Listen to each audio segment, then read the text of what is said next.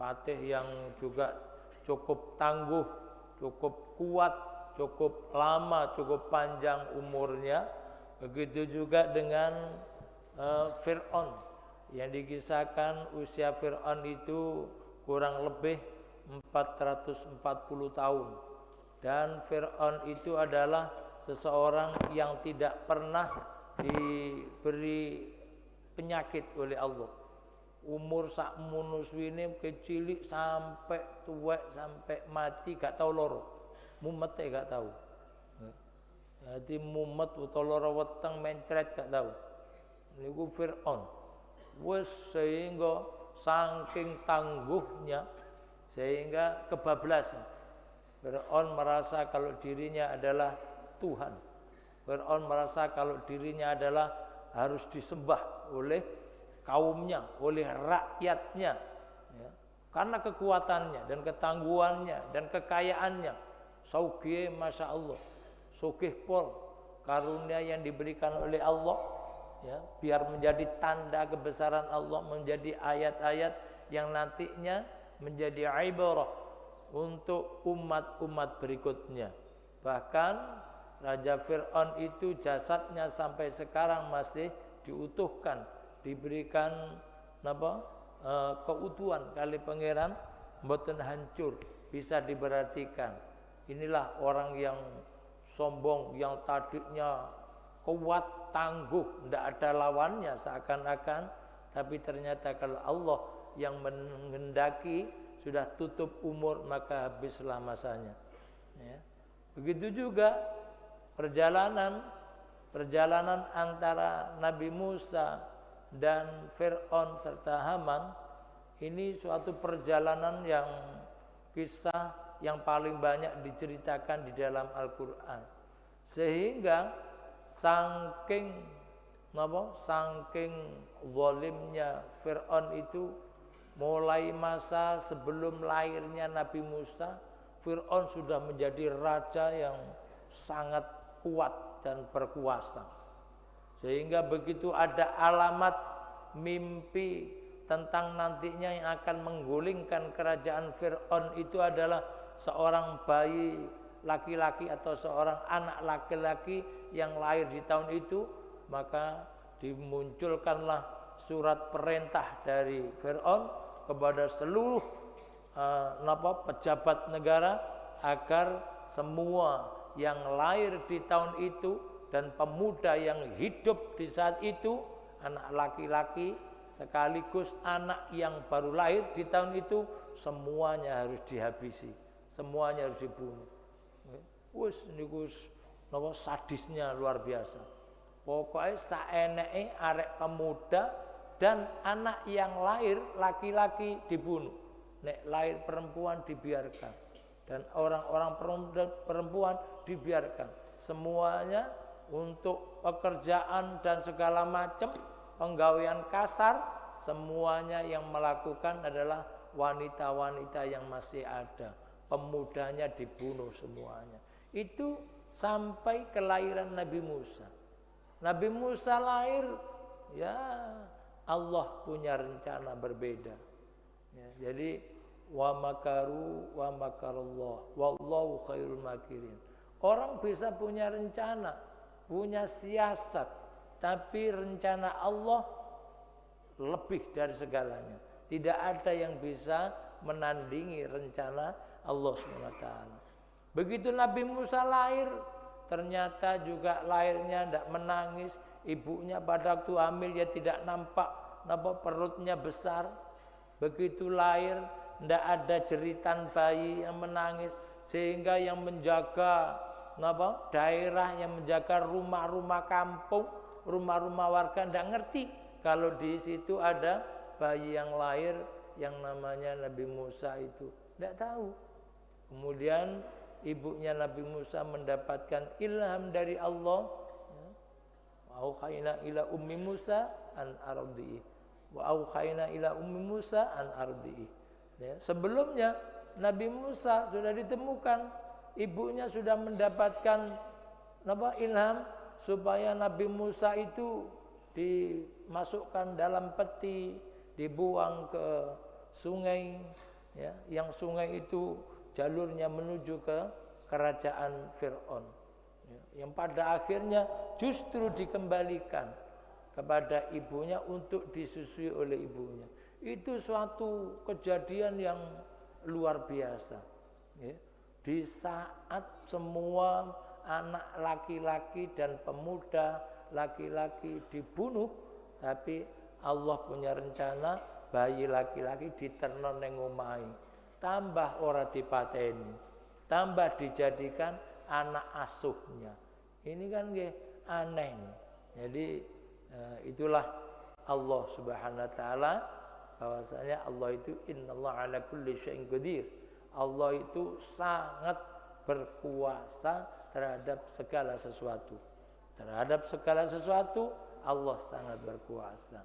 Makanya begitu Nabi Musa sudah besar sampai kemudian sudah membawa risalah dari Allah, membawa syariat yang diletakkan, diutuskan kepada Nabi Musa oleh Allah Subhanahu wa taala, yang intinya kemudian harus mengingatkan kepada Fir'aun dan bala tentaranya, mengenai Fir'aun dan pengikut-pengikutnya. Maka Fir'aun dan pengikut-pengikutnya sudah mulai merasa kalau ini sebenarnya betul-betul utusannya Allah. Tapi khawatir, takut kalau nama besarnya dan keagungan nama pangerani dhek ngrasa dadi pangeran, merasa menjadi Tuhan yang harus disembah, nanti hilang begitu saja.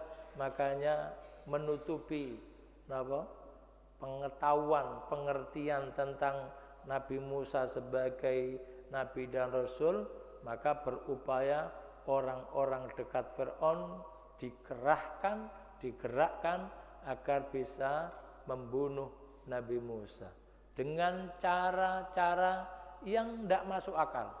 Di antaranya memerintahkan kepada patihnya yang namanya Haman untuk membangun suatu bangunan, membangun menara, gawe menara sing gede besar sekali, bangunan yang sangat besar, bahkan dikisahkan tingginya mencapai sampai lebih dari 100 meter, dhuwur banget. Terus luasnya, lebarnya, besarnya juga sedemikian, ya, lebih dari 100 meter, gede banget. Bangunan yang sangat besar, kemudian dibuat tangga, tinggi menek, tinggi goleki dalan ning langit ben ketemu karo pangerane Nabi Musa. Itu kalau akal sehat sudah tidak akan sampai. Tapi itu hanya upaya supaya rakyatnya puas dengan apa yang ditempuh oleh Nabi Musa. Tapi ternyata di dalam kerajaan Fir'aun sendiri ada orang-orang yang beriman, yang yakin dengan apa yang dibawa oleh Nabi Musa. Kemudian menyampaikan, masa mungkin ada orang yang hanya menyampaikan bahwasanya Allah adalah Tuhan saya, tidak menyebutkan Fir'aun Tuhan saya, Allah Tuhan saya harus dibunuh. Masa seperti itu perilaku seorang raja? Itu sudah banyak terjadi seperti itu. Banyak orang-orang yang beriman yang kemudian diungkapkan apa pendapatnya kepada Fir'aun, juga kepada bala tentaranya, yang pada akhirnya terpecahlah umat atau masyarakat rakyatnya Fir'aun saat itu. Banyak yang ikut Nabi Musa, juga ada yang tetap ikut dengan Fir'aun, yang pada akhirnya betul-betul Allah punya rencana yang sangat besar. Fir'aun, kemudian Haman dan Korun dan bala tentaranya semuanya ditenggelamkan di dalam bumi, bahkan ada yang ditenggelamkan di dalam lautan. dan itu sama sekali tidak harus melakukan pertempuran antara Nabi Musa dengan Fir'aun dan bala tentaranya. Itu adalah Allah kalau sudah menghendaki. Begitu juga ya, melihat dengan kita umat Rasulullah Muhammad sallallahu alaihi wasallam. Fir'aun sing umure 440 tahun, sehingga kaumnya kaumi rakyat Fir'aun ya akeh sing umure 400 tahun, banyak yang usianya ratusan tahun. Itu saja musnah karena gak gelem beribadah pada Allah. Apa meneh saniki kula sampean umat Rasulullah Muhammad sallallahu alaihi wasallam yang usianya tidak akan jauh dengan nabinya, dengan rasulnya. Nabi Muhammad usianya 63 tahun. Sehingga umatnya gak sampai ratusan tahun usianya. Lho itu kok apene napa gak gelem nyembah? Itu gak gelem nyembah ning ngene pangeran. Itu kan berarti menandakan kalau hatinya dan akalnya betul-betul tertutup, tidak mendapatkan hidayah dari Allah. Kudune wis ana cerita seperti itu, bahkan umat-umat sebelumnya, sebelum Fir'aun itu usianya lebih panjang lagi. Apane umate Nabi Nuh, diceritakan Nabi Nuh niku dakwahnya saja disebutkan alfasanatin illa khamsina am. Nabi Nuh niku dakwahe 950 tahun. 950 tahun. Sehingga ada tafsir menyebutkan usianya Nabi Nuh kurang lebih 1250 tahun. Tuh, ya 1000 tahun lebih. Sehingga itu aja juga dibunuh, dimatikan oleh Allah. Saatnya sudah habis. Lho kok menungso sing sakniki kula sampean ora gelem nyembah ngene pangeran, padahal umur kita hanya beberapa waktu. Tidak bandingannya dibandingkan dengan umur umat-umat sebelumnya, bahkan kekuatannya juga bukan bandingannya, kekayaan, kemilikan hartanya juga bukan bandingannya dibandingkan dengan umat-umat sebelumnya. Oleh karena itu makanya kita beruntung menjadi umat Nabi Muhammad sallallahu alaihi wasallam, walau usianya pendek, walau banyak kesalahan dan dosanya, asalkan mau mengikuti apa yang diajarkan oleh Rasulullah Muhammad sallallahu alaihi wasallam, maka akan mendapatkan kebaikan dan kebahagiaan melebihi dari umat-umat Nabi yang sebelumnya. Muga-muga kula sampeyan golongane wong sing diparingi atine iso semangat nyembah ning kene Allah, diparingi akale cerdas memahami keagungan Allah Subhanahu wa taala. Allahumma shalli ala Muhammad. Bismillahirrahmanirrahim. An Anas radhiyallahu anhu أنه مر على صبيان فسلم عليهم فقال كان رسول الله صلى الله عليه وسلم يفعله متفق عليه. عن أنس رضي الله عنه أنه مر على صبيان فسلم عليهم فقال كان رسول الله صلى الله عليه وسلم يفعله متفق عليه. عن أنس رضي الله عنه أنه مر على صبيان فسلم عليهم فقال كان رسول الله صلى الله عليه وسلم يفعله متفق عليه. بسم الله الرحمن الرحيم. عن جابر رضي الله عنه قال عن جابر رضي الله عنه قال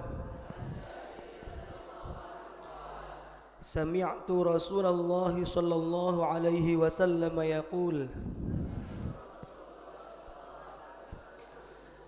عن جابر رضي الله عنه قال سمعت رسول الله صلى الله عليه وسلم يقول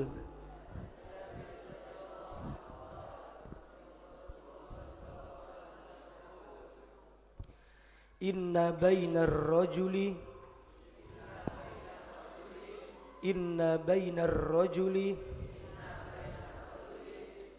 tiga kali.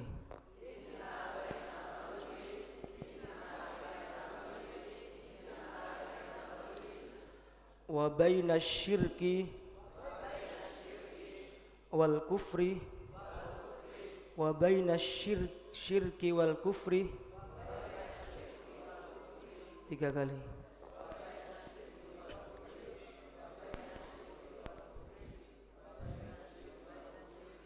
Tarkas salati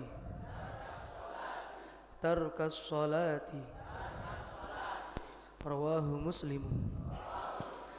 An Jabirin radhiyallahu anhu qala sami'tu Rasulullah sallallahu alaihi wasallam yaqul inna bainar rajuli wa bainasy syirki wal kufri tarkas salati rawahu Muslimun.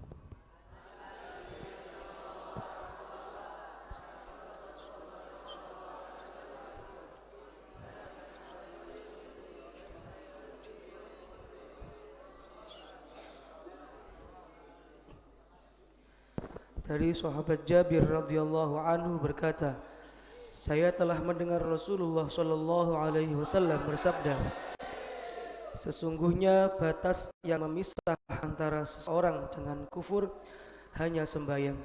Maka siapa yang meninggalkan sembahyang berarti telah kufur. Hadis riwayat Muslim. Allahumma shalli ala Muhammad.